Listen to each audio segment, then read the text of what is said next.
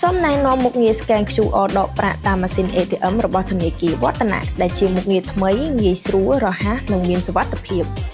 បន្ថែមពីការប្រើប្រាស់កាតលោកអ្នកអាចដកប្រាក់តាមរយៈការ Scan QR Code ជាមួយនឹងមុខងារថ្មីនេះលោកអ្នកអាចដកប្រាក់បានដោយគ្រាន់តែ Scan QR Code នៅលើ VBF